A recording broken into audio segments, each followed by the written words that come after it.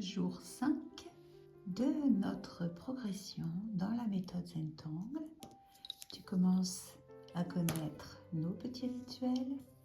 On prépare son petit coin de travail avec ses stylos, le crayon, l'estompe ou le coton-tige.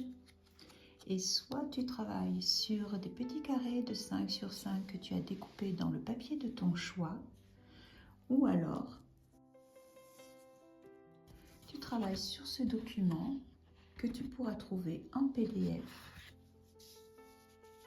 Il y a le lien dans la description de la vidéo.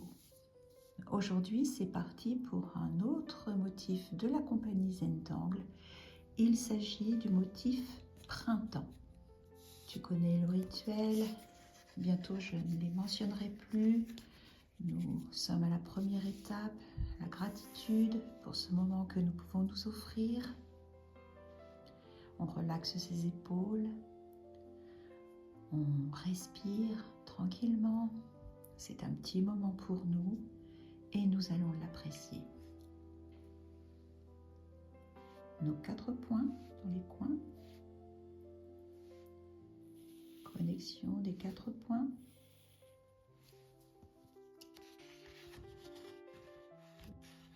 Je tourne la tuile. Je n'appuie pas sur mon crayon.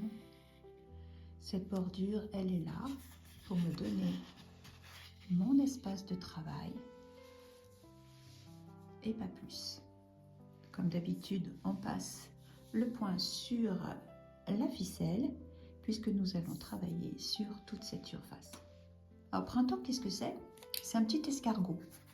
Donc, je vais te le montrer ici. Soit tu tournes dans ce sens, soit tu tournes dans ce sens, ou tu fais les deux. Après, on apprendra des variations sur ce thème. Aujourd'hui, on passe sur la méthode classique pour prendre le petit coup de main, voir ce qu'on peut en faire. Mais après, je te présenterai une belle variation sur ce thème. Alors, c'est parti. Tu commences où tu veux, sur ta tuile, par un petit point. Et vas-y, tu fais ton petit escargot et tu fais autant de tours que tu veux. Soit tu le fermes comme ceci, ou soit tu le laisses ouvert. C'est à toi de choisir. Nous allons maintenant poser un autre escargot, mais on ne va pas les mettre à côté l'un de l'autre. On va passer derrière. Tu te rappelles? À la manière de Olibo. Alors, je me mets à côté, assez proche, tu vois. Je pars de mon petit point, je tourne, et là, je rencontre l'escargot d'à côté, je passe en dessous, je tourne, je m'arrête et je repasse en dessous, je ferme. Tu as vu qu'il n'est pas spécialement rond.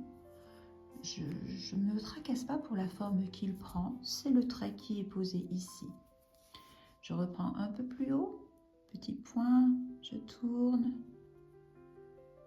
je m'arrête à la bordure, je reprends plus haut, je m'arrête à ce petit escargot ici et je reprends, et je crée ce petit trait dans le petit vide qu'il y avait là. Je continue.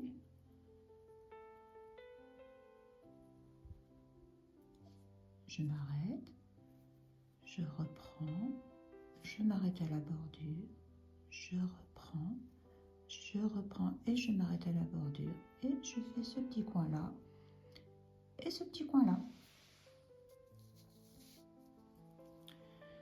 Je continue, je vais tourner ma tuile pour mieux voir ce que je fais.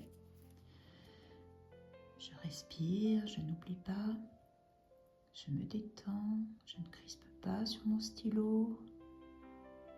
Je pense à m'arrêter quand j'arrive sur l'escargot précédent et je redémarre plus loin. Et voilà. Je reprends ici. Je peux faire des escargots plus serrés. C'est comme tu veux. Il n'y a pas de véritable règle. Voilà. Je vais reprendre ici. Petit escargot. Je m'arrête. Je reprends. Je m'arrête. Je reprends. Je reprends là. Et je reprends là. Je vais en commencer un par ici. Je m'arrête. Je reprends. Je m'arrête. Je reprends. Voilà. Je ne sais pas si on va entendre, il y a même mon petit chien qui est à côté et qui renacle un peu. Voilà, on va terminer par ici. Je m'arrête, je reprends, je m'arrête à la bordure, je reprends, je m'arrête, je reprends. Je vais en faire un petit ici. Je m'arrête, je reprends. Voilà, comme ceci.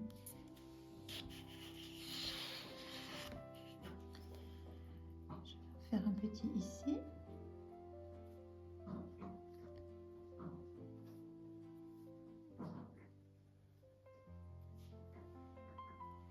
Je vais en faire un là. Voilà. Voilà.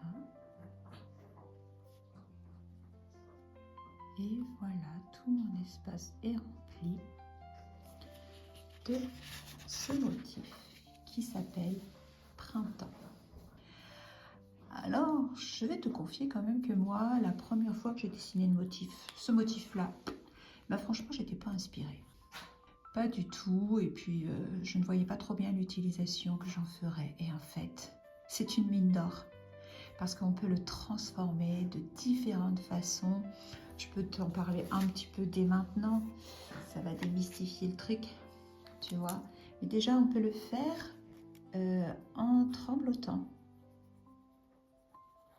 ce qui change la configuration de la figure, mais on peut aussi le faire en faisant comme à l'école, les pleins et les déliés. Là, j'insiste un peu et je tourne et j'appuie un peu plus fort, etc. Et du coup, on viendra reprendre un peu ici pour accentuer les courbes.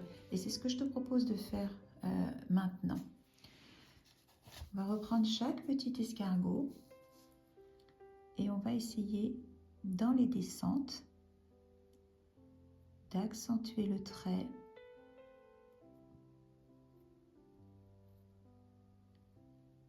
sans faire trop de démarcation. On essaye d'être précise, on prend son temps. Comme moi j'ai tourné dans ce sens, ma descente elle est comme ceci. Si tu as tourné dans l'autre sens, ce sera différent. Tu choisis ton endroit et tu déposes un peu plus d'encre sur un côté de ton escargot. Là. Voilà. Tu prends ton temps, tu respires. Déjà, on voit le dessin se transformer sous nos yeux. Ça devient beaucoup plus intéressant.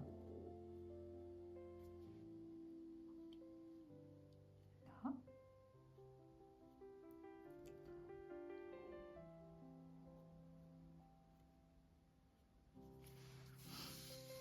N'oublie pas que tu peux tourner ta tuile à tout moment. N'oublie pas que tu peux tourner ta tuile à tout moment. Et moi, et je ne dois pas oublier que je dois toujours être dans le champ de la caméra. Ça, c'est une autre histoire.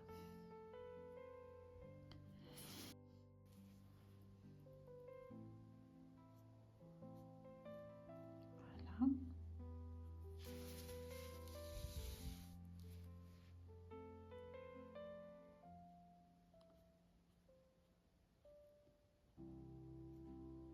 Soit tu épaissis par l'intérieur du trait ou par l'extérieur selon la place que tu as. Moi, des fois, je le fais à l'intérieur ou à l'extérieur selon l'écartement. Là, tu vois, je le fais par l'intérieur, ici, et là, je vais le faire par l'extérieur. Et là aussi par l'extérieur, et là par l'intérieur. Ça remet un peu de régularité dans la spirale. Je vais accentuer le point. Là, voilà. Voilà. Comme ça. Petit dernier par là. Accentuer le point. Et là. Grossir le trait, s'arrêter. Reprendre.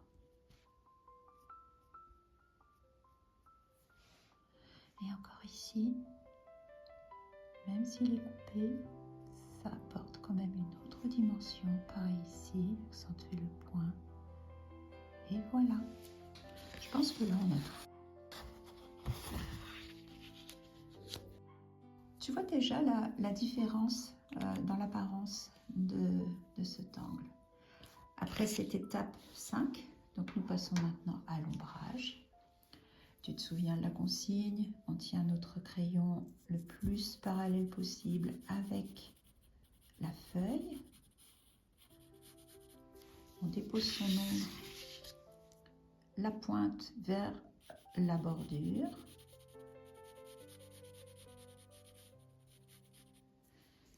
Tu vois, je préfère faire comme ceci que de faire comme cela, tu vois, parce que là, ça va être plus problématique pour éclairer l'ombre. Voilà, ici. Ah, je recommence. Ici et ici. Voilà, comme ça. Petit tortillon. Petit mouvement circulaire qui te permet d'étirer l'ombre vers l'intérieur de ta figure.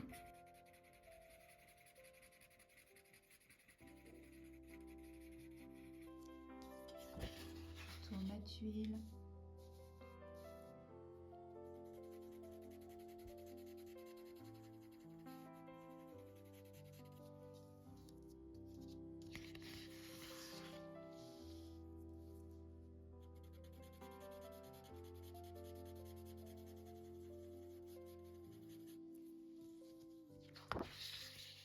Je retourne ma tuile. Le crayon est mieux appuyé dans le papier. Voilà, on a déjà une très belle transformation de notre rectangle. Celui-ci, c'est celui que j'ai tracé en premier. On sent qu'il est posé par-dessus les autres. Donc je vais tracer autour de cette spirale une ombre qui va permettre de le détacher par rapport aux autres.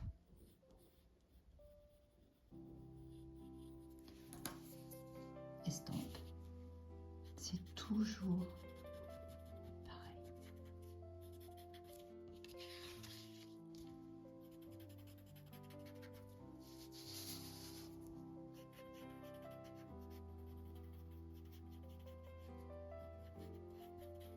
Petit rappel, l'ombre n'est efficace que s'il reste du blanc. Donc on fait attention de ne pas mettre de crayon partout.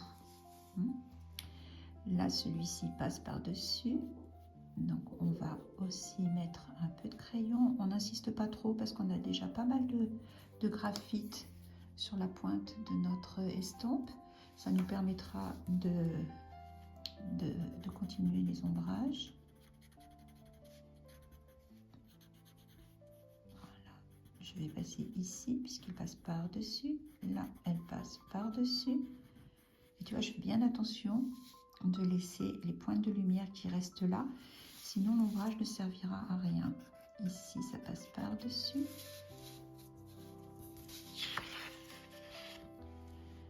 Ici, ça passe par-dessus, je mets un petit peu d'ombre autour. Là aussi, là aussi.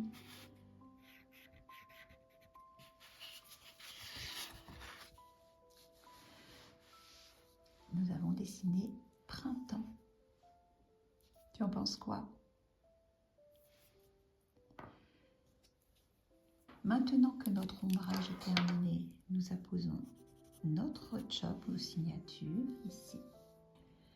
Aujourd'hui, c'était Printemps, un motif de la compagnie Zentangle.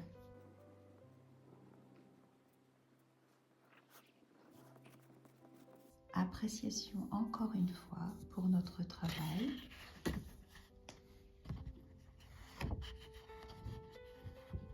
Nous apprécions l'ombre que nous avons créée tout autour de ces simples spirales et tu verras comment on peut faire évoluer cet angle de la meilleure manière. Voilà pour aujourd'hui. Je te souhaite une bonne fin de journée et je te dis à demain pour le jour 6. Nous allons bientôt terminer cette première planche. À bientôt.